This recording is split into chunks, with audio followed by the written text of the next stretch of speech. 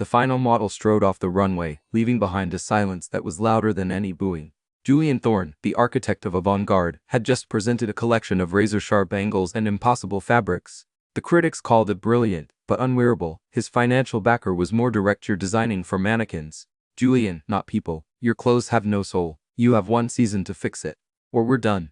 Furious and humiliated, Julian retreated to his studio, a stark white space where creativity was a science. In the basement, in a small, cluttered room smelling of steam and old thread, sat Anya. She had come with the building, a master seamstress from the old country who now did minor alterations.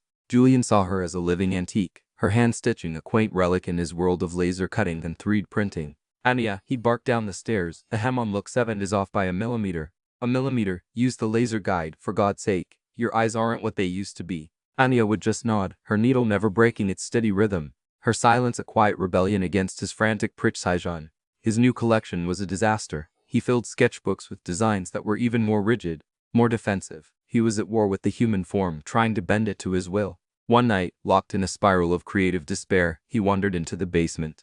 The studio was dark, but a single lamp illuminated Anya's corner. She was gone, but on her work form was a simple, half-finished linen dress. There was no radical design, no shocking silhouette, but the way the fabric fell from the shoulder, the way a single, perfectly placed dart gave the waist a gentle curve. It was alive. It seemed to breathe. His eyes fell upon a small, leather-bound book on her table. It wasn't a sketchbook of designs, but of details. Page after page of hand-drawn studies: the way silk pulls at the small of the back, how wool folds over a bent elbow, the subtle ripple of cotton as someone walks. Anya wasn't designing clothes, she was studying life. She understood that a garment's soul wasn't in its shape on a hanger, but in its movement with a person. He felt a wave of shame so profound it made him dizzy. All his genius, and he had missed the most fundamental truth. He found her the next morning, mending a tear in a customer's coat.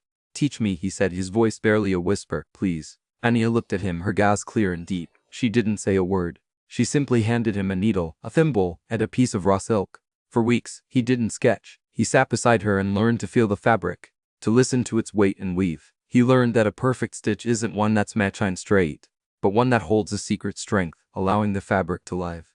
The day of his final show, the collection that would save or sink him, was different. The clothes were simple, elegant, and fluid. They moved with the models, becoming an extension of them. The centerpiece was a breathtakingly simple linen dress, its perfection hidden in its craft.